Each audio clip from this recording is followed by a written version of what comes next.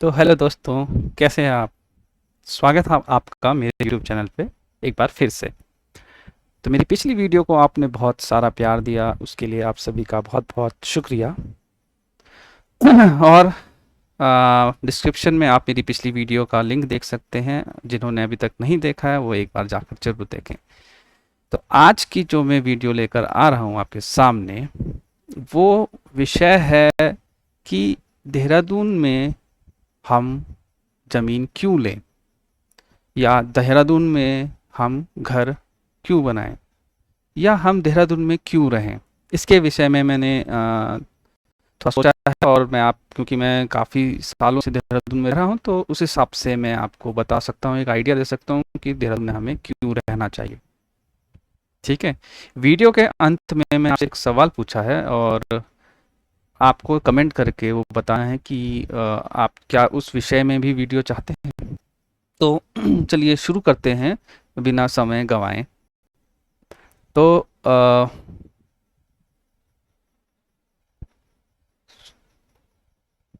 देहरादून में ज़मीन क्यों लें? ठीक है। तो विषय है देहरादून में आखिर हम ज़मीन लें क्यों? अगर आप देहरादून से बाहर रह रहे हैं, यदि आप अ, दिल्ली में रह रहे हैं या चंडीगढ़ में रह रहे हैं, तो आपको देहरादून में ज़मीन लेनी क्यों चाहिए? इसके पीछे कुछ वजह बता रहा हूँ। अ, चलिए शुरू करते हैं। सबसे पहले ज़मीन क्यों लें देहरादून में, इसकी पीछे की पहली वजह है बेहतरीन इन्वेस्टमेंट रिटर्न्स के लिए। सो देहरादून में एक चीज़ है कि कोई भी खराब से खराब जगह है, कोई खराब से खराब जगह है, उसको भी उसमें भी क्या है कि आपकी ज़मीन की एक वैल्यू है। ठीक है। आज जिस जगह की वैल्यू कम है, धीरे धीरे धीरे करके उसकी भी वैल्यू बढ़ती जाती है। और ये मैंने खुद से नोटिस किया है, मतलब क्योंकि मैं यहाँ पर 1995 से रहा हूँ, और ऐसी ऐसी जगह, मतलब जिन जगहों को कोई पूछता नहीं था, ठीक है, जिन जगहों को लोग बोलते थे जंगल है, वो आज सोना बनी हुई है। ठीक है। सो देहरादून में यही चीज़ है। आपको लगेगा कि यार इस जगह की वैल्यू है, और उसके बाद आप कुछ सालों बाद आते हो तो वहाँ पे देखते हो कि वहाँ पे तो सोना बन गई वो जगह, हजारों लोग रहने लग गए। तो खराब से खराब जगह में भी लोग रह रहे हैं और इन्वेस्ट कर रहे हैं, और वहाँ से पैसा बढ़ रहा है। तो वैसे तो ये अच्छी बात नहीं है, लेकिन अगर आप इन्वेस्टमेंट पर्पस के हिसाब से देखें तो ये काफ़ी अच्छी बात है। और ये एक वजह बनती है कि देहरादून में ज़मीन लेने की, कि आप कोई सी भी जगह कर लीजिए, और वहाँ पर अगर आपको ऐसा लगता है कि आगे चल के विकास हो सकता है या आगे चल के बसावट हो सकती है, तो वो आपको एज अ अच्छा इन्वेस्टमेंट दे सकती है। तो देहरादून में ऐसी खराब से खराब जगह भी हैं जहाँ की एक वैल्यू बन जाती है। जहाँ पहले कम वैल्यू थी ज़मीन की, वहाँ पे अब बढ़ गई एकदम से। ठीक है। और दूसरा रीज़न यहाँ पर यह है इन्वेस्टमेंट रिटर्न का, कि हर साल ही ज़मीन में बढ़ोतरी हो रही है। मतलब 1000 रुपये पर गज तो यहाँ ऐसे ही बढ़ रहा है, बिना कुछ, ना कोई वहाँ पे डेवलपमेंट हो रहा है, ना वहाँ पे कोई घर बन रहे हैं, ना कुछ हो रहा है, लेकिन फिर भी 1000 रुपये पर गज ऑटोमेटिकली बढ़ रहा है। ठीक है। एक तरह की सोच बनी हुई है कि हर साल आपको ज़मीन के रेट बढ़ाने हैं, और वो सब एक साथ ही बढ़ाते हैं। ठीक है। कोई ऐसा नहीं है कि कोई गवर्नमेंट बढ़ा रही है, कोई कुछ भी बढ़ा रहा है, वो प्रॉपर्टी डीलर साथ में मिलकर ही 1000 रुपये पर गज बढ़ा देते हैं, और एक तरह की मोनोपोली है। तो आप कह सकते हैं कि आपके ज़मीन के रेट बढ़ने ही बढ़ने हैं। ठीक है। मतलब कुछ ज़मीनों में कह सकता हूँ कि जहाँ पे प्रॉब्लम्स होते हैं, लेकिन वहाँ पे नहीं पड़ते हैं, लेकिन मोस्ट ऑफ द ज़मीन जहाँ पे मैंने देखी है कि चाहे वहाँ इंफ्रास्ट्रक्चर डेवलप हुआ हो, चाहे कुछ ना डेवलप हुआ हो, लेकिन फिर भी वहाँ पे की वैल्यू बढ़ रही है हर साल। हर साल कभी कहीं 500 रुपये पर गज बढ़ रहा है, कहीं 1000 रुपये पर गज बढ़ रहा है, कहीं 2000 रुपये पर गज बढ़ रहा है। जिसके मुंह में आता है वो बोल देता है। तो उस हिसाब से अगर हम देखें तो काफ़ी बेहतरीन रिटर्न्स देती हैं यहाँ की ज़मीनें। तीसरी बात यह है कि यहाँ पे इंफ्रास्ट्रक्चर डेवलप हो रहा है। इंफ्रास्ट्रक्चर मतलब कहीं पे 4 लेन बन रहा है, कहीं पे कोई कॉलेज आ जाता है सरकारी, कहीं पे कोई सरकारी बिल्डिंग आ जाती है, कहीं पे मतलब कोई ना कोई सरकारी संस्थान बन जाते हैं। जिसकी वजह से क्या है, आपके ज़मीन के रेट बढ़ जाते हैं। ठीक है। अब देहरादून जो है ना, इसके साथ एक प्रॉब्लम है कि यहाँ पे कुछ भी व्यवस्थित ढंग से नहीं बन रहा है। यानी कि एक आपका सरकारी संस्थान बन जाएगा पिथौवाला में, दूसरा बना देंगे सिद्धोवाला में, तीसरा बना देंगे हर्रावाला में, चौथा बना देंगे बालावाला में। तो कुछ हिसाब किताब नहीं है यहाँ पर। ठीक है, जिस वजह से क्या है कि जिसकी जहाँ मर्जी आती है, जो जिस नेता का जो होता है वो उस चीज़ को क्या कर देता है, मतलब जिस नेता का जहाँ पे टिकट होता है, या फिर जो नेता जहाँ से होता है वो वहाँ पे अपनी बिल्डिंग खोलने की कोशिश करता है, और उस हिसाब से वो जगह की वैल्यू बढ़ जाती है। ठीक है। और आखिरी बात यह है कि बड़े बड़े नेताओं का पैसा लगा होता है इसमें, मतलब बड़े बड़े नेताओं का पैसा है ज़मीनों में। ठीक है। और क्योंकि उनका पैसा लगा हुआ है, इस वजह से वो क्या करते हैं, वहाँ पे बड़ी कोई ना कोई सरकारी संस्थान खोल देते हैं, जहाँ जहाँ वो पैसा लगाते हैं, इन्वेस्ट करते हैं। अब जहाँ पे बड़ी संस्थान खुलता है तो उसी के नाम से ज़मीनों के रेट बढ़ जाते हैं। ठीक है। और ये ऐसा सिर्फ उत्तराखंड में नहीं, ये हर जगह होता है, हर स्टेट में होता है। ठीक है। तो लेकिन देहरादून, उत्तराखंड में जहाँ तक बात है तो देहरादून में ये सबसे ज़्यादा होता है। ठीक है। तो ये चीज़ें हैं। सबसे पहली चीज़ है कि बेहतरीन इन्वेस्टमेंट रिटर्न्स मिल जाते हैं। खराब से खराब जगह में भी आप 5 साल बाद आओगे तो बोलोगे अरे ये तो 6000 पर गज हो गया, आपने 5 साल पहले 2000 के हिसाब से लगाया था, 5 साल बाद आते हो ये तो 6000 हो गया। ठीक है। मतलब अगर आप देखें तो शिमला बाईपास रोड में पीछे तक आते हैं, जो रतनपुर से भी बाद में आता है, जो सिनेमा के बाद में भी जो जगह आती हैं, वहाँ पे भी अच्छा लोगों को रिटर्न मिल रहा है। ठीक है। क्योंकि इंफ्रास्ट्रक्चर विकसित हो रहा है उस साइड। ठीक है। और हर किसी को पता है एक ना एक दिन उसको होना ही था, और अब वो चीज़ होने लग गई है तो रिटर्न मिल रहा है अच्छा लोगों को। ठीक है। अगली चीज़ जो है वो है यहाँ का मौसम और यहाँ की हरियाली। ठीक है। दो चीज़ें बहुत ज़्यादा फेमस है देहरादून में। तो एक तो ये शहर इतना सुंदर है, ये चारों तरफ से ना पहाड़ों से घिरा हुआ है। ठीक है। अगर हम इसके उत्तर क्षेत्र में देखें तो आपको सामने मसूरी का व्यू दिखता है। ठीक है।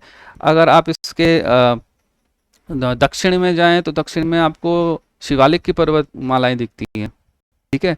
अगर आप इसके ईस्टर्न पार्ट में जाएं तो ईस्टर्न पार्ट में आपको जो नरेंद्र नगर है और जो ऋषिकेश है, इनकी पहाड़ियाँ दिखती हैं, हरिद्वार वगैरह की। ठीक है। और अगर आप इसके वेस्टर्न पार्ट में जाएं, वेस्टर्न पार्ट में देखें तो आपको हिमाचल की पहाड़ियाँ दिखेंगी, चक्राता और जो भी पाउंटा साहिब की पहाड़ियाँ, वो चारों तरफ ये पहाड़ों से घिरा हुआ है। और सबसे मेरे को बेहतरीन बात यहाँ पर रह कर लगती है कि पल में ये शहर बन जाता है, और थोड़ा सा आप 5-10 किलोमीटर आगे ऊपर जाओ तो आपको लगता है हम तो पहाड़ में आ गए।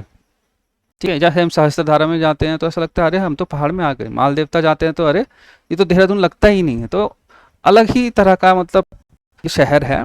और ऐसा आपको मतलब बहुत कम ऐसे शहरों, नॉर्थ इंडिया में बहुत कम ऐसे शहर देखने को मिलेंगे जो शहर भी हैं और एक तरह से पहाड़ भी हैं। ठीक है। दोनों का बहुत ही अच्छा मिक्स है ये शहर।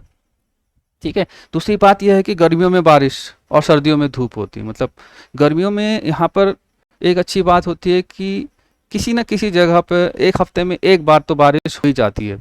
ज़्यादातर जो बारिश होती है वो आपके राजपुर रोड साइड ज़्यादा होती है, क्योंकि मसूरी जो क्षेत्र होता है वहाँ पे काफ़ी अच्छा मौसम बनता रहता है। ठीक है। ठंड गर्म वहाँ पे चलती रहती है, तो वहाँ मौसम होता है, तो जो मसूरी की जो बारिश होती है वो राजपुर रोड में भी आ जाती है। ठीक है। राजपुर या राजपुर रोड में। ठीक है।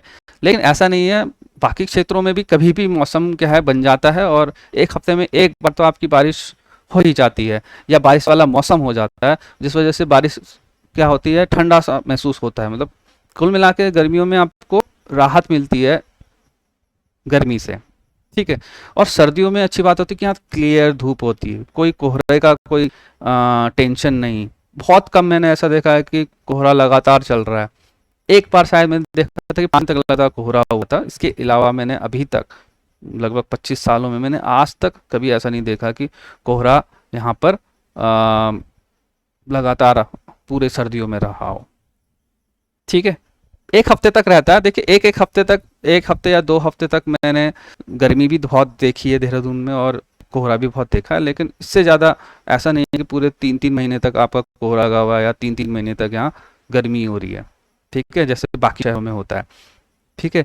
दूसरी अच्छी बात ये कि भाई कहाँ कब बारिश हो जाए कुछ कह नहीं सकते, यानी आप सेलाकुई से आ रहे हो, वहाँ धूप से आप आ रहे हो, और जैसे ही आप पहुँच रहे हो भल्लूपुर में तो आप बारिश आ रही है, मतलब आप अच्छे हो जाओगे। मैं अपने कॉलेज से आता था, मेरा कॉलेज सेलाकुई में था, तो वहाँ से आता था बिल्कुल धूप में पसीने से लथपथ, और जैसे ही बल्लूपुर पहुँचता था तो वहाँ पे बारिश हो रही होती थी। तो ऐसे बहुत सारे आपको इंसिडेंट्स देहरादून में मिल जाएंगे, आप देहरादून में रहने वालों से अगर मिलोगे तो आपको पता चल जाएगा, ठीक है। और एक बात और है, इसमें यहाँ की हवाओं में मसूरी से एक अलग तरह की ठंडक महसूस होती है। यहाँ के जो पेड़ हैं पौधे हैं उनसे अलग तरह की एक ठंडक महसूस होती है, और ये ठंडक आपको तब महसूस नहीं होगी जब आप यहाँ रह रहे होंगे, ये आपको तब महसूस होगी जब आप दिल्ली जाते हो और दिल्ली से आ रहे होते हो। तो जब तक आप मोहंड में नहीं पहुँचते हो ना, मोहंड तक आपको ऐसा लगता है कि कितनी गर्मी है, और जैसे ही आप मोहंड एंटर करते हो और मोहंड से फिर देहरादून के अंदर एंटर करते हो तो आपको अलग ही ठंडी हवाएं महसूस होंगी, ठीक है। आपने भी नोटिस की होगी ये बात अगर आप देहरादून वासी हैं तो, वरना अगर आप आओगे दिल्ली से देहरादून या किसी और शहर से देहरादून, रुड़की से आओगे, कहीं से भी आओगे, तो आपको ये चीज़ ज़रूर महसूस होगी, और हर कोई यही चीज़ महसूस करता है, और इसीलिए यहाँ पे इतने ज़्यादा लोग ज़मीन लेने के लिए और घर बनाने के लिए बहुत ज़्यादा एक्साइटेड होते हैं और लेना चाहते हैं हर कोई, ठीक है। तो यहाँ के मौसम में कुल मिला के हम कहें समराइज़ करके तो पहाड़ों की एक खुशबू आपको नज़र आती है, क्योंकि हमें भी ऐसा ही कुछ होता है, यानी कि पहाड़ों में भी ऐसी पल पल मौसम बदलता है, पहाड़ों में ही ऐसी ठंडक महसूस होती है हवाओं में, और पहाड़ों में ही ऐसे मतलब सर्दियों में धूप होती है और गर्मियों में बारिश। तो देहरादून एक तरह का एक ऐसा शहर है जो आपको पहाड़ों की प्रॉपर्टीज़ देता है, मतलब पहाड़ों में पहाड़ों जैसा फील कराता है, ठीक है। तो इसीलिए देहरादून में लोग ज़मीन ले रहे हैं, और इसीलिए आपको भी ज़मीन लेनी चाहिए या घर बनाना चाहिए। तीसरी बात यह है कि आपके यहाँ देहरादून में घूमने फिरने की बहुत जगह है, बहुत ही ज़्यादा जगह है, मतलब आप अगर जिन्हें शहरी ज़िंदगी पसंद है तो उनके लिए मॉल्स हैं, ठीक है, लगभग 3 या 4 मॉल्स यहाँ पे हैं, अभी छोटे हैं लेकिन धीरे धीरे करके बढ़ेंगे, ठीक है। और ब्रांडेड शॉप्स यहाँ पे सारी हैं, ए टू जेड जितनी भी आप कह सकते हो, ठीक है। इवन आप शॉपिंग, अगर जिनको शॉपिंग पसंद है ना उनके लिए यहाँ बाज़ारों की भरमार है, पलटन बाज़ार, तिब्बती बाज़ार, आपका इंदिरा मार्केट, प्रेम नगर, दुनिया भर के बाज़ार हैं, आपका गड़ी कैंट में भी बाज़ार है। फैशनेबल ये बहुत सिटी है, ठीक है। मुझे लगता है कि दिल्ली के बाद मुंबई, दिल्ली के बाद देहरादून ही एक ऐसा शहर होगा जहाँ के लोग बहुत फैशनेबल है, जहाँ के युवा जो हैं बहुत आपको ऐसा लगेंगे क्योंकि काफ़ी अच्छा फैशन पहनते हैं यहाँ के लोग, ठीक है। तो एक तरह का लिविंग ऑफ स्टैंडर्ड भी बहुत अच्छा है देहरादून का, ठीक है। दूसरी बात यह है कि जिन्हें प्रकृति में रहना पसंद है, देखिए शहर लोगों के हिसाब से भी यहाँ पर फैसिलिटीज़ मौजूद है, और लेकिन जिन्हें प्रकृति में रहना पसंद है ना उनके लिए भी यहाँ जगहों की भरमार नहीं है। मतलब मैगी पॉइंट में आप जा कर के मिनी हिल्स में जा सकते हो, एक मिनी मसूरी टाइप का है बना रखा। सहस्त्रधारा जाके आप पानी में गोते लगा सकते हो, बहुत ही सुंदर लगता है सहस्त्रधारा में जिस तरह से पानी ऊपर पहाड़ों से गिर रहा होता है, बहुत ही अच्छा लगता है ये, और ये सब नेचुरल है, ठीक है। ऐसा नहीं है कि बाकी शहरों में भी आपको पानी के बहुत सारी चीज़ें मिल जाएंगी बट वो सब मेन मेड होता है, ठीक है, लेकिन यहाँ पर आपको सब नेचुरल मिलेगा। और उसके बाद आता है गुच्चू पानी। गुच्चू पानी तो आप जब जाओगे तो वहाँ पे जाकर के ही आपको पता चलेगा कि कितना ठंडक वहाँ पे महसूस होती है अगर आपको गर्मी महसूस हो रही है तो, ठीक है। और बाकी लच्छी वाला भी है, आप आसान बेरा जा सकते हो, बहुत सारी जगह हैं, और इसलिए यहाँ पर एक तरह का जो कोई रहना चाहता है देहरादून में, तो जो घूमने फिरने के पसंद लोग हैं, ठीक है, जिन्हें घूमना फिरना बहुत पसंद है उनको ये जगह बहुत पसंद आती है, क्योंकि यहाँ पे घूमने फिरने के लिए नेचुरल जगह बहुत ज़्यादा है, जिनको नेचुरल चीज़ें पसंद आती हैं, ठीक है। गर्मियों में घूमने की यहाँ बहुत ज़्यादा जगह है, सर्दियों में इतनी ज़्यादा जगह नहीं है। सर्दियों में ज़्यादातर लोग FRI जाते हैं या बुद्धा टेम्पल चले जाते हैं, टपकेश्वर चले जाते हैं, तो ये सब जगह लोग जाते हैं, ठीक है। लेकिन गर्मियों में लोगों को बहुत घूमने फिरने की जगह यहाँ पे मिल जाती है, इसीलिए लोग सोचते हैं कि यार एक घर बना ही लेते हैं यहाँ पर, क्योंकि गर्मी में बहुत लोग यहाँ घूमने आते हैं, ठीक है। तीसरी बात यह है कि स्कूल और कॉलेजों की यहाँ बहुत भरमार है, मतलब हर 1 किलोमीटर में आपको एक स्कूल मिल जाएगा, एक स्कूल खुल रखा है, और ये अभी का नहीं है, बहुत पहले से शुरू हो चुका था और अब थोड़ा ये कम हो गया, लेकिन अभी भी काफ़ी ज़्यादा यहाँ स्कूल्स हैं, और स्कूल्स के बीच कंपटीशन है, तो जिस वजह से यहाँ पर आप कह सकते हैं कि आपको ऑप्शंस बहुत हैं आप लोगों के पास। अगर एक स्कूल पसंद नहीं आया तो दूसरे में चले गए, दूसरे में पसंद नहीं आया तो तीसरे में चले गए, ठीक है। और उस हिसाब से अपनी फीस के हिसाब से भी अलग अलग रेट के हैं यहाँ पे।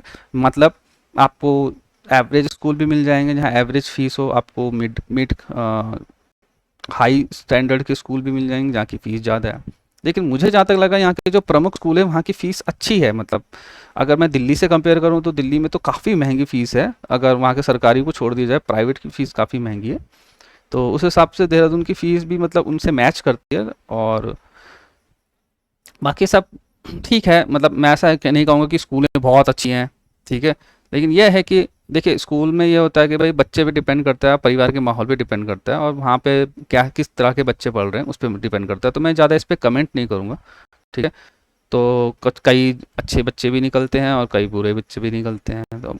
तो वो तो डिपेंड करता है आपके ऊपर, ठीक है, आपके बच्चे के ऊपर और आपके पारिवारिक माहौल के ऊपर और स्कूल के माहौल के ऊपर। पर ठीक है, ठीक ठाक है माहौल, ठीक है। और इंजीनियरिंग कॉलेज भी यहाँ बहुत बड़े बड़े हैं।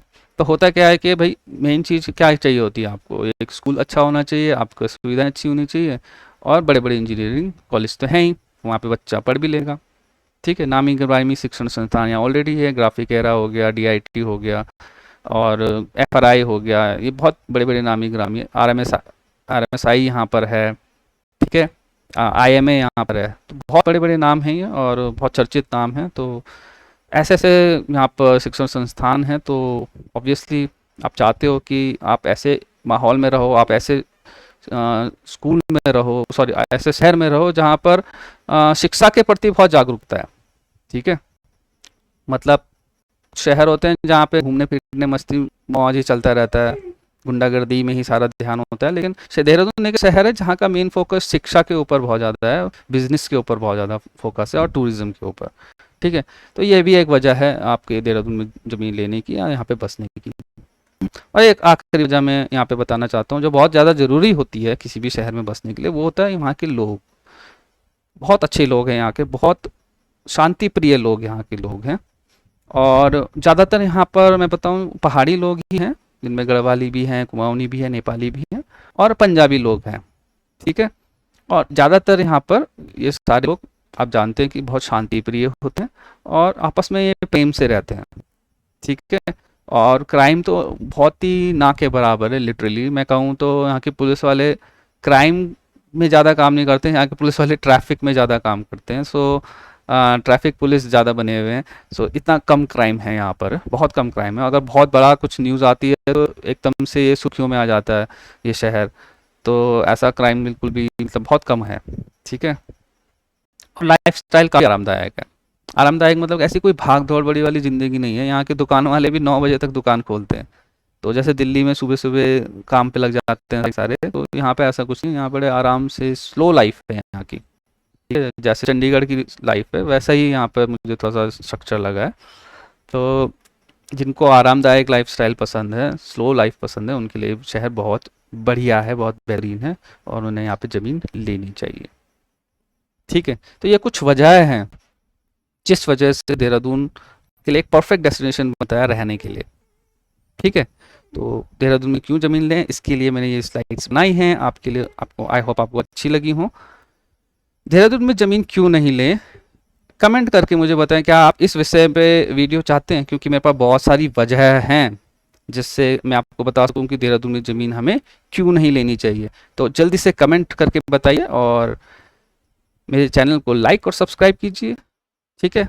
लाइक कीजिए इस वीडियो को अगर आपको वीडियो पसंद आया हो, कमेंट कीजिए अगर आपको कोई बात ऐसी लगी हो जो मैंने गलत लिखी हो, ठीक है, ताकि बाकी लोगों को भी पता चले, ठीक है। सब्सक्राइब कीजिए और अगले वीडियो का इंतज़ार कीजिए, और कमेंट में ज़रूर बताइएगा कि आपको वो वाली वीडियो चाहिए कि नहीं चाहिए। Thank you so much.